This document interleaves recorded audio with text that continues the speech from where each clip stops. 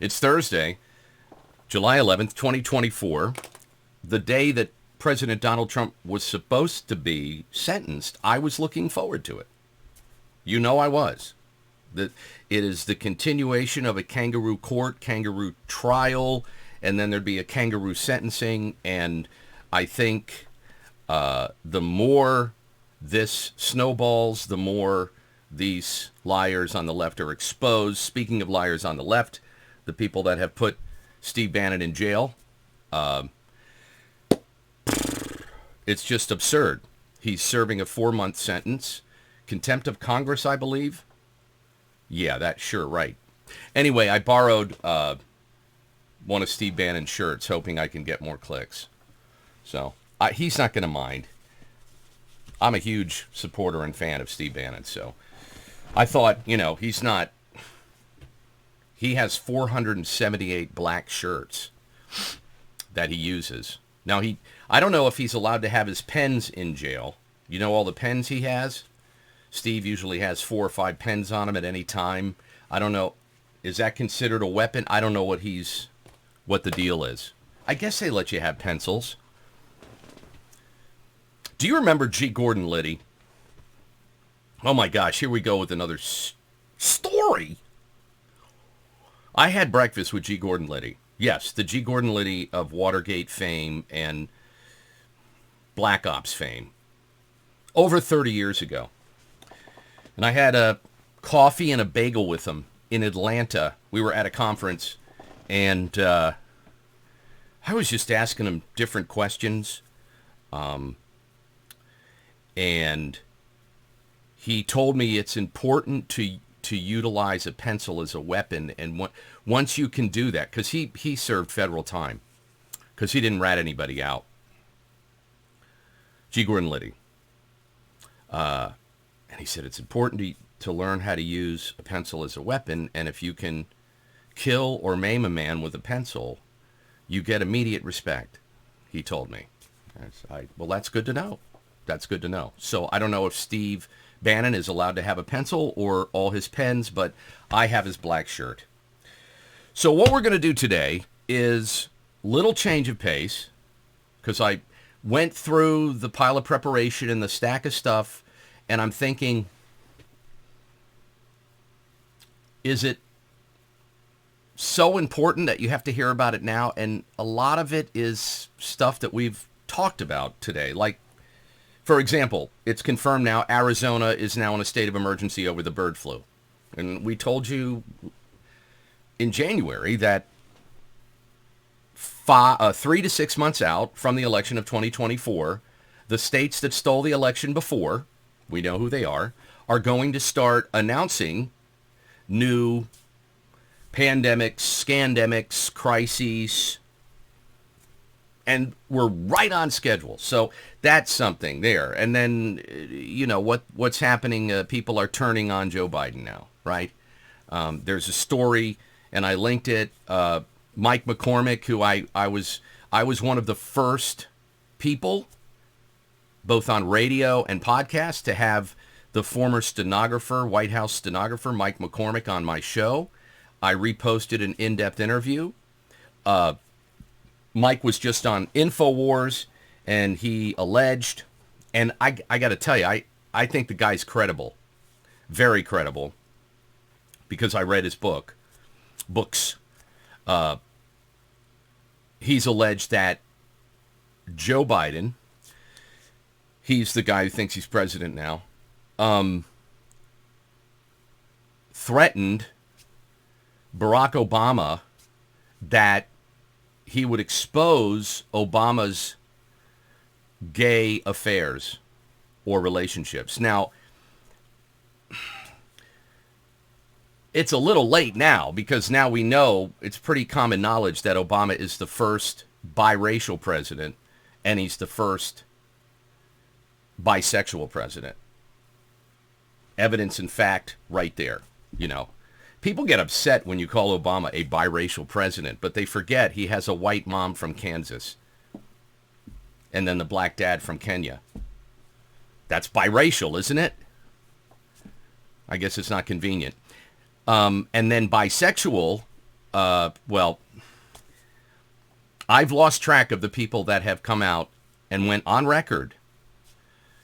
Now, 3 of them are dead, but there's still some alive, saying they had a sexual relationship with Barack Obama. They were men. All of them were involved in drugs. It was earlier in his career, etc. So those things are floating around, but I just covered them in less than 5 minutes. Now you're saying, well, why can't you cover everything in 5 minutes? My gosh. Because we're having too much fun, that's why. So that's kind of unless something else happens, we'll break in. When news breaks us, we'll break down. I don't know. So people say, you're always talking about books. You're always talking about books. When are you going to review books? When are you going to give us a list? Okay. I have a stack here, and I'm just going to show you books that I think I found to be extremely credible, important, and informative. They aren't necessarily new. They're all books that I have read. I only review books that I read. I only review movies that I see. I only talk about documents that I've read.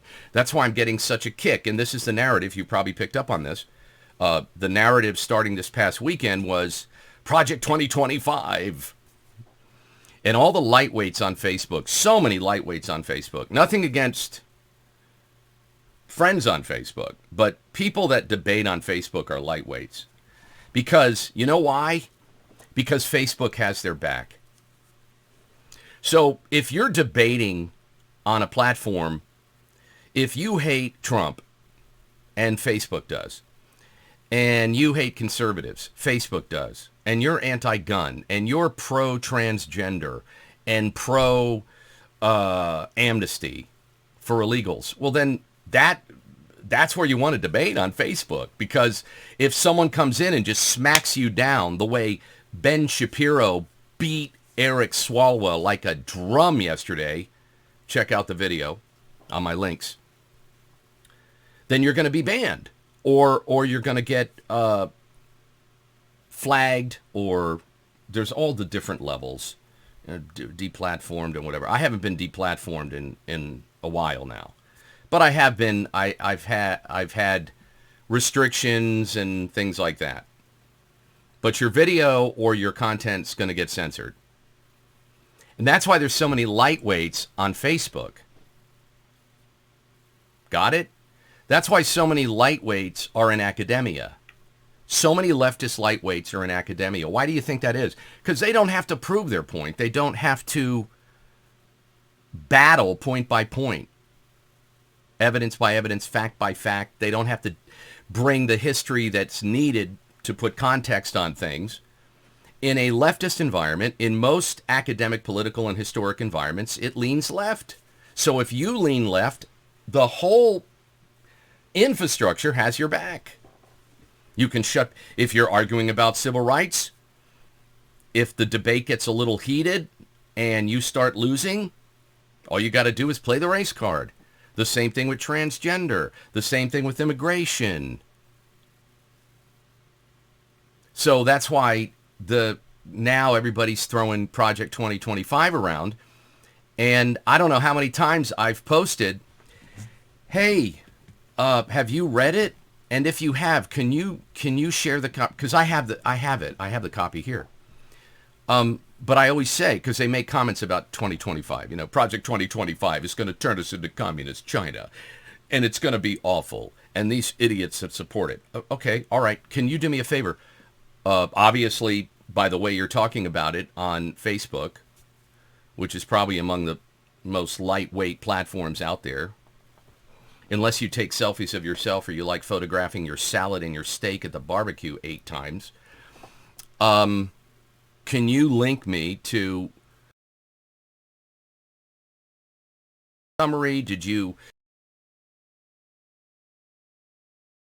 The magazine, 2025, Project 2025, did you hear about it on NPR, or did you actually read the entire thing?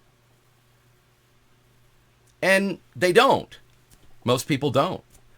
And when you ask them simple questions, Can you show me the part that says that in Project 2025? Because I'll admit, Thad, it's very concerning if this is true. Now, I know it's not true, but I just asked them just to see if they could say, well, it's on page 142, section 5. No, they can't, because it's talking points. So if you're in a lightweight environment, if you're surrounded by like-minded people, you never have to defend your position, right? It's not like you're an anti-gunner hanging out at a gun range having debates. No, you're an anti-gunner in an anti-gun school with an anti-gun administration, with a woke administration. It's not like you know exactly what I'm saying. So the people that have to prove their point, the people that are getting censored and are getting pounded down for nothing, we're much better on the fly with information than these blowhards that don't read books and don't do the research. Okay, all right. This is one of the best books ever, all right? Now, I would imagine many of you, some of you may have, but many of you haven't even heard of Sybil Edmonds. And what this is about, first of all, what I'm going to do is I'm going to tell you when it came out, to put it in perspective. It came out in 2012, all right? A lot of people won't take the time to read it, but there is we have half of summer left, maybe, give or take, so a lot of people like to read at the beach. I don't know if there's an audio version of this. I'm a big reader for obvious reasons, because I like big books, and I cannot lie. Oh my gosh, I'm so white. Anyway, so I like books because you cannot delete them. You can't go into the computer program and say, I don't know what you're talking about. That was never, no, it's in print. Things are written. Okay, now, so Sybil Edmonds, she is the founder and director of the National Security Whistleblowers Coalition. And in 2006, she won the Penn Newman Zone First Amendment Award, okay? She is extremely articulate. She is multilingual. Miss Edmonds worked as a language specialist for the FBI, where she reported serious acts of security breaches and cover-ups, for which she was retaliated against and ultimately terminated. Fired, not terminated like Hillary does. She wasn't suicided. She was just fired. I've been terminated, but I'm still alive. Terminated means different things with different companies. Like, Jason Bourne, if he gets terminated, uh-oh. But I've been laid off or terminated numerous times. She was retaliated against. Court proceedings were blocked by assertion of the state secrets privilege, and the U.S. Congress has been gagged and prevented from taking up or even discussing her case through retroactive classification issued by the Department of Justice. Now, a lot of this has come out, been proven true, etc., etc. Classic example. This woman was involved in the global war on terror, and she saw the shenanigans going on in the FBI and the CIA and the Bush administration, and then later in the Obama administration. And because she was multilingual and a translator and an investigator, she heard and saw things that a lot of people didn't see. And she kept notes, and she said, this is wrong. We shouldn't be doing this. You said that this guy is this, and we went out and killed him. Why? We shouldn't have. And then you went on TV and said this and that. Okay, so you're thinking, well, that's definitely a Ken Matthews book. It is. I pursue the truth, expose the truth, and speak the truth.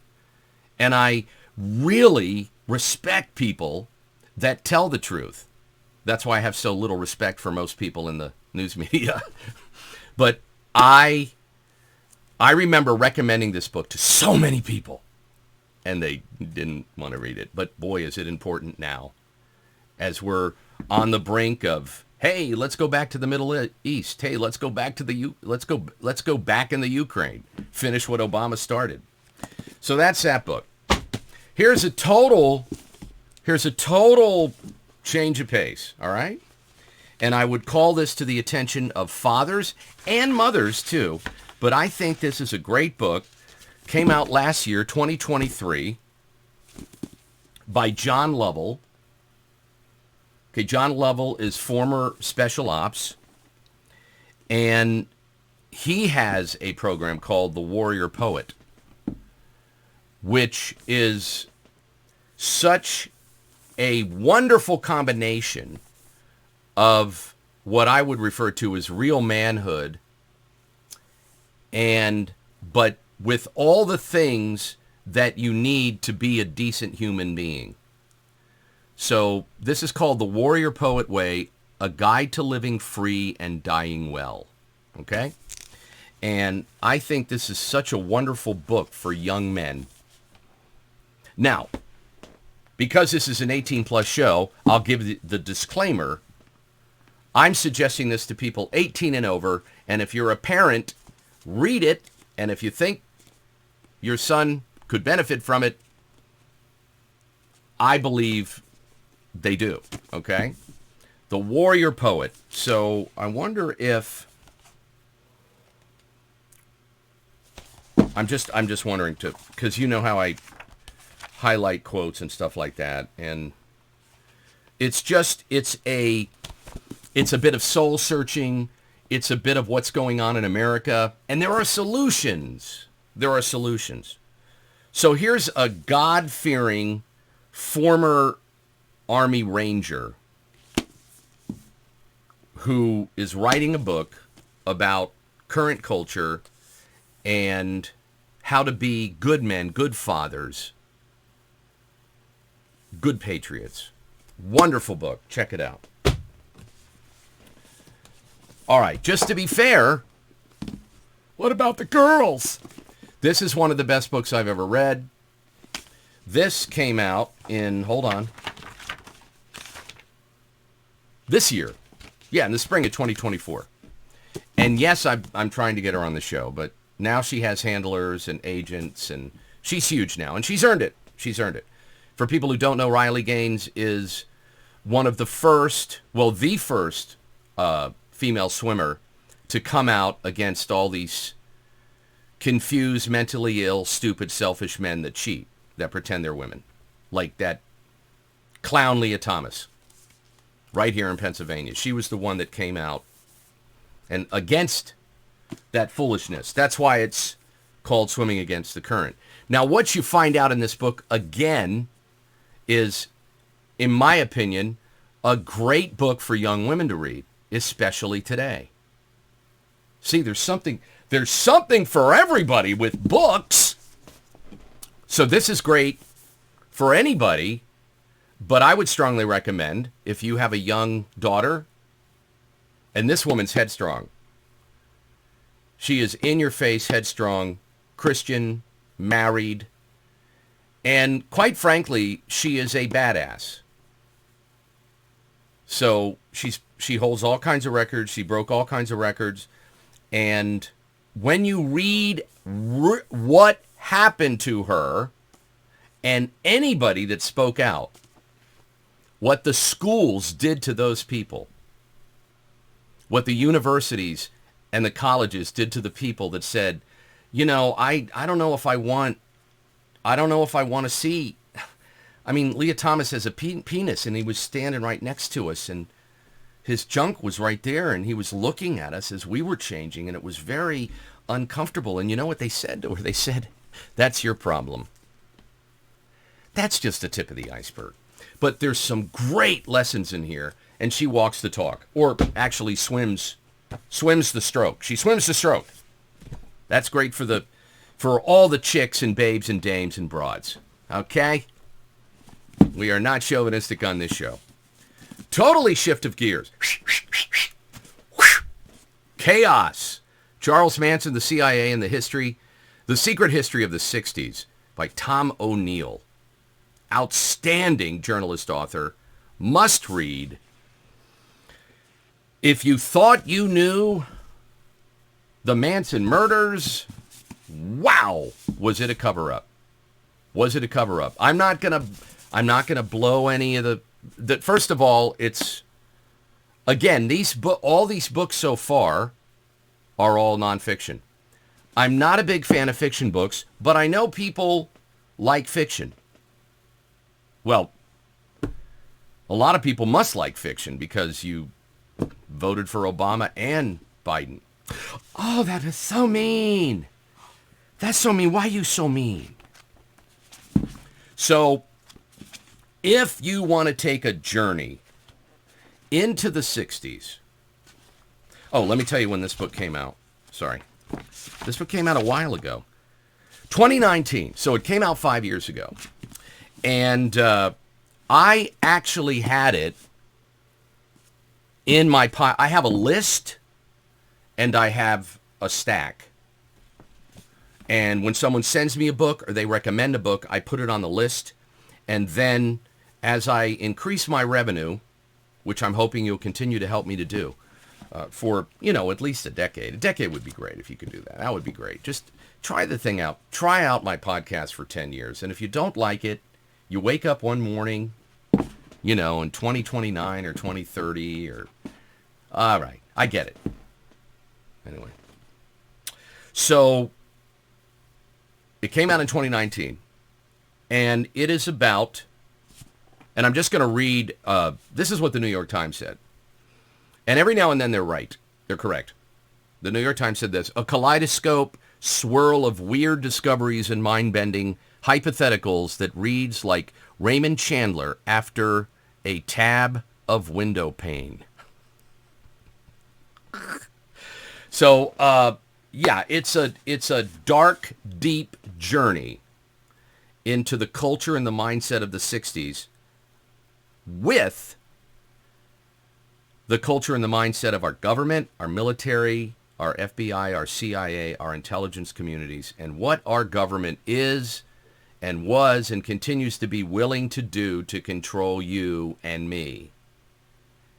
And, I go back to Rahm Emanuel, that slimy liar, former mayor of Chicago, former chief of staff of Obama, and I think he's an advisor of Biden, I'm not sure, when he said never let a crisis go to waste. But he said this well after this. But this is an example of how the government has really mastered that technique. Well, there's Hurricane Katrina. Wow, what can we do with that? My gosh, we could take the guns. We can skim money. We can relocate people to where we want. Now that the flood has washed people out of a particular area, we can force them to rebuild in another. So this is how the government thinks. See, a lot of people think people in government, not all, but a lot of people think we're from the government, we're here to help. And Ronald Reagan proved that wrong numerous times, even with some of his own policies. Okay? You've got to get over that. You've got to get over being programmed by NPR and PBS and Fox and MSNBC. You have to look at the reality, okay? So here you had a horrific murder, one of the most notorious murders. The guy that tried the case and wrote the book was quite the liar. So many people profited off Charles Manson by getting the information wrong. And the government saw an opportunity to totally shift the culture at the time. So that's that. See, I get so excited about books because I like big books and I cannot lie. I get so excited about books that I'll sit here, I'll tell you the whole damn book. And that's ruining it. Okay. One of the greatest fiction series I have ever read. Okay? And again, I'm kind of keeping things in line with the show.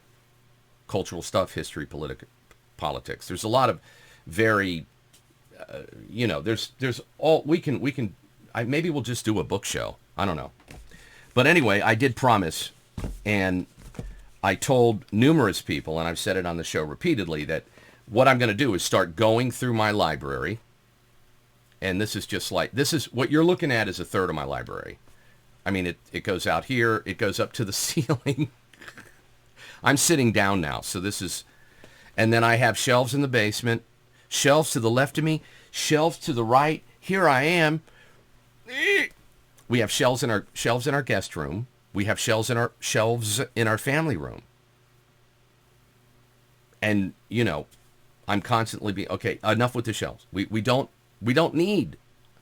We do have a bookshelf in the kitchen. Yeah. And I did this for my wife because she likes to cook, so it's all kitchen-y stuff. So you can't go into the kitchen and get, a book on the CIA from 1971. But you could get that in the basement. So, all right, here we go. William R. Forstchen, okay? The first book he wrote, or the first of the series, 2009, all right? I am telling you, this book is a life-changing book. It is fiction. It's part 1 of 3. I've been a fan. Oh my gosh. Here it is. 1 second after. A novel. It's a novel. What is the gist? Well, I don't want to give it all away. But I'm thinking, which I often do. Here we are on July 11th, 2024. And what are we looking at right now? We're looking at an antagonized Russia, which I think is the lesser of the two evils, Communist China, Russia. I think Communist China is the true threat. I think if anybody wants to flex, it's going to be Communist China because they're getting desperate because their economy sucks. Russia's economy does not suck, which is kind of interesting. It's kind of interesting that when you start throwing the sanctions on Russia and whining and bitching with your propaganda Ukraine deal, Russia's just gathering momentum and strength. I mean, Ukraine is hanging on by a thread. But anyway, so think of our current landscape. This is what this is all about. And one of the reasons it was so close to my heart is I spent some formative years in North Carolina. And some of that was outside of Asheville, which is a beautiful city. Now it's kind of fallen to the woke, unfortunately. Because if you get enough gutless people in power, this is what's going to happen. You're going to lose your country, your city, your township, your state. Look around. We talked about it earlier this week with the crime stats in the blue states. But anyway, outside of Asheville, it's all about one day there is an attack. It's likely an EMP attack. And one day, all the power, all the electricity, all the computers stop. This was written in 2009. You could change some of the dates on this, and this could be this afternoon. This is 1 second after. This book talks about the impact, the initial impact.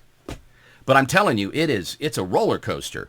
I like it because this he's talking about North Carolina and universities and highways and Asheville and the mountains, the Appalachian Mountains, and he's talking about Brevard, North Carolina, and Highlands, and just, oh my gosh. I was just right there. I walked in all the places. He talked about certain bridges collapsing and certain groups of people taking up and setting up camp around certain landmarks, and I knew that all. So now that's 1 second after. So you get the initial, oh my gosh, this is so overwhelming. Oh gosh, I wonder what's going to happen in a year. Well, he tells you. He writes 1 year after, which is 1 year after. So this is the day of, if you will, the day of, the week of, the month of, 1 second after.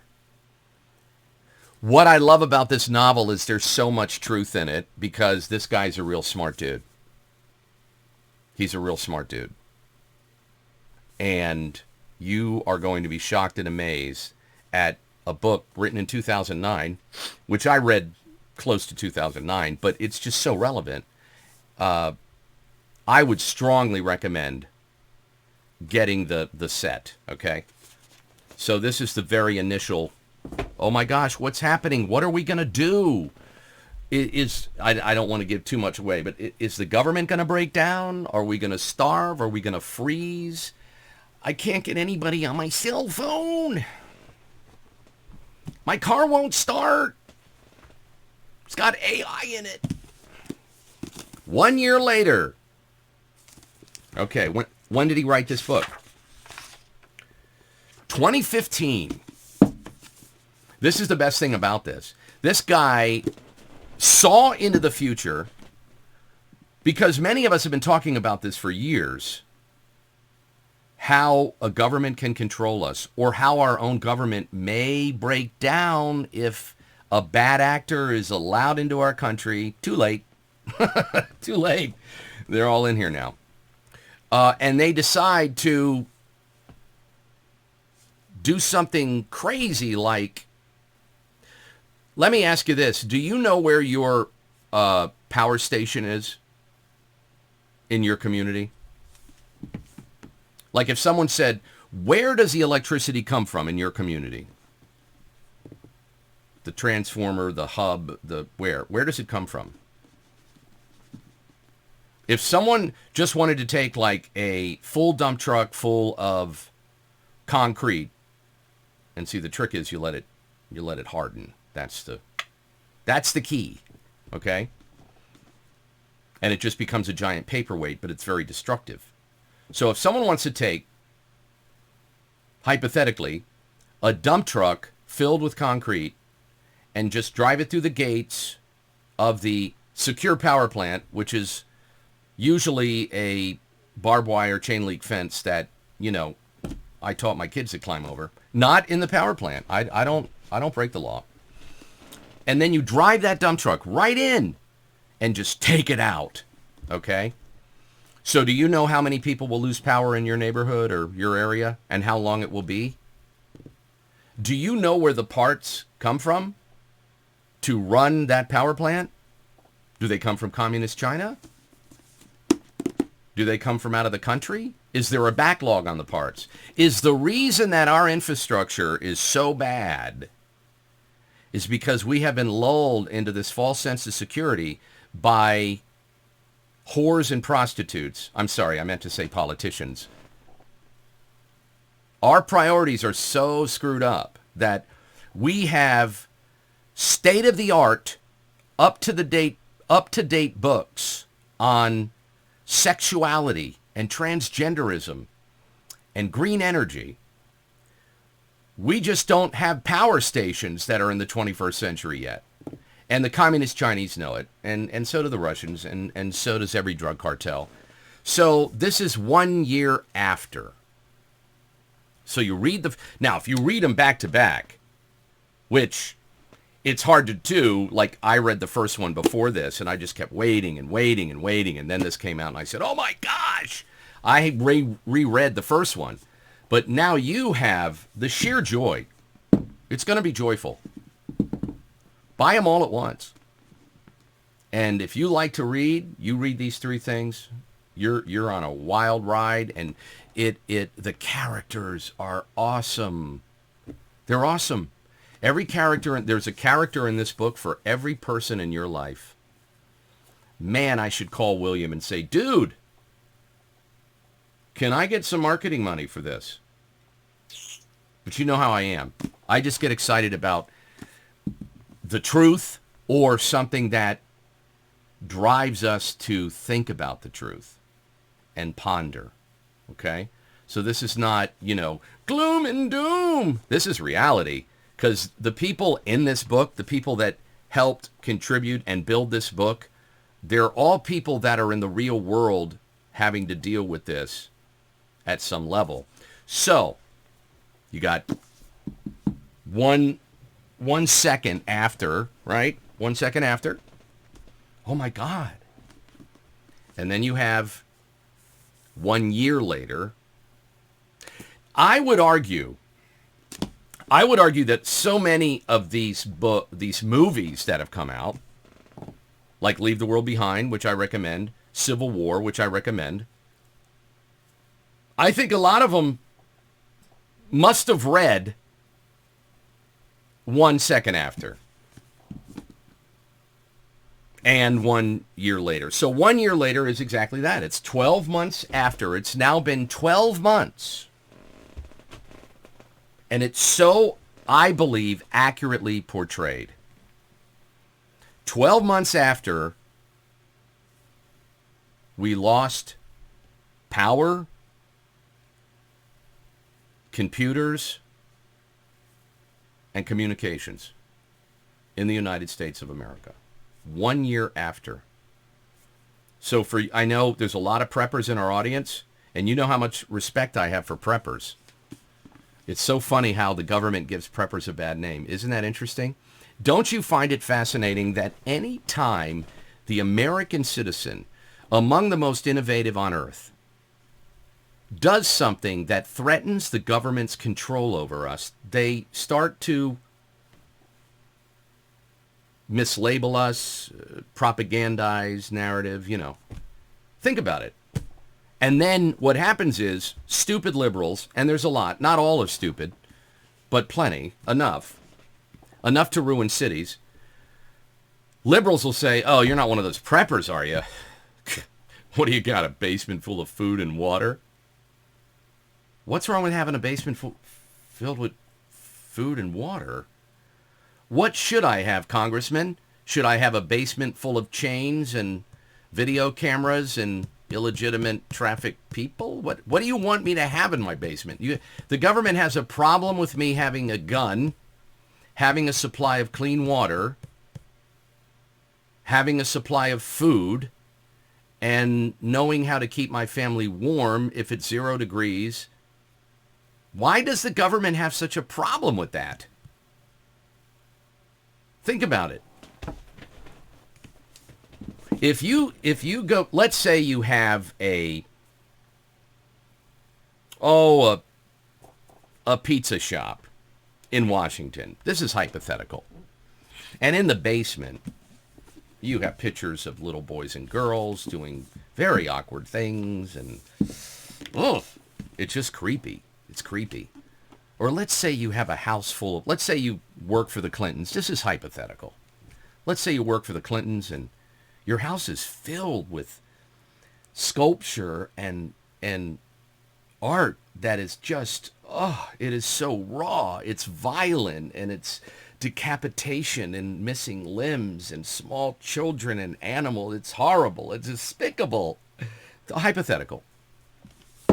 And you and your brother maybe have a big lobbying firm. This, again, it's hypothetical. The government's like, well, whatever. He's got a security clearance. But someone says you're a prepper? Uh-oh. Think about the absurdity of that. Yeah, Dave's a prepper. Oh, wow, he's prepared? No, he's one of those, You know what? A man that wants to take care of his family if the crap hits the fan? This is what we've chosen to make fun of? So let me get it right. Our community now, our culture makes fun of men that love Jesus and love America and are willing to do anything to defend their family. They want to make their home secure. That's who our society makes fun of. That's who our government makes fun of. That's who our culture makes fun of. The media makes fun of that. It's just crazy, isn't it? And then Bruce Jenner, if you wear a sexy enough dress, it's not working, Bruce. You get Woman of the Year or Sports Something of the Year, or society's like, whoa, Bruce, whew, you rock that dress. Leah Thomas, you go, girl with a penis. And yet, if you're, what type of food do I need in case we lose power and government for 1 year? How long are you going to last? I'm just going to go to Starbucks. I'm going to get some soy milk. And I'm going to have a latte. I'm going to think through. Well, no, you can't, because you can't order anything. You can't get to the bank. Banks won't open. All the safes digitally lock. Now, this is called the final day. And I know it sounds kind of final. Hold on. 2016. So, first book, 2009. And then the second book, 2015 and 2016. Right at the end of Obamunism. Right at the end of Obamunism. Think about some of the weak leaders in Barack Obama's orbit. Think about the damage Barack Obama did to this country's security, infrastructure. So, that's the trifecta novel I would suggest you reading. The novels, okay? Not non-fiction. No, fiction. Sorry. What the fiction are you talking about? So there's a little book review for you. I actually have some more in the stack, but I wanted to keep this short today. But I'm working on... what I'm going to start doing once a week is a half a dozen books. And I read a book a week, usually. I just finished Riley's book. That was my book for however many weeks ago when I was talking about it. But I read a book a week. I'm just wrapping up this one. I just had... we had Mr. Marino on. Okay? And he was nice enough to send me a signed copy. I'm into that stuff. I'm into that. I would rather have a signed copy of a good book by a great author or truth teller than, you know, this is like my album, which is signed by... Okay, that's great. I had a huge record collection, and I lost it in a flood in 1999. And I've never been the same. No, I had a huge album collection. Huge. Just awesome stuff. Beatles, the first Billy Joel, the first Elton John. Remember the Elton John album, Rock of the Westies? Remember that when he was on... Elton, you would not recognize Elton John on Rock of the Westies. And this is before I knew he was gay. I just thought he was this cool rock and roll dude. I mean, he's still a cool rock and roll dude. But, you know, he wasn't always this flamboyant, the glasses and, you know. Anyway, Rock of the Westies was a great album from Elton John. And just earlier, all these out and they all were submerged, and then because we didn't get to the flood zone in time, the jackets and everything, and then the label on the record and the album, you know, it was heartbreaking. It's heartbreaking. But I got through it. I mean, like Joe Biden. I got through it. I know what you're going through. If that happened to my books, my head would explode. I mean, I don't know what I would do. I don't know what I would do. And people would say, well, you can all put those books on digital. You can't. You can put them on digital. You can read books from a variety of sources. But the power of having the printed word in your hand, especially when you crack open a book from 1841 or a book in 1883 about the Civil War that was 20 years before. Holy moly. I'm getting a little tingly now, so I have to go before I embarrass myself. Because I like big books, and I cannot lie. And I'll see you next time.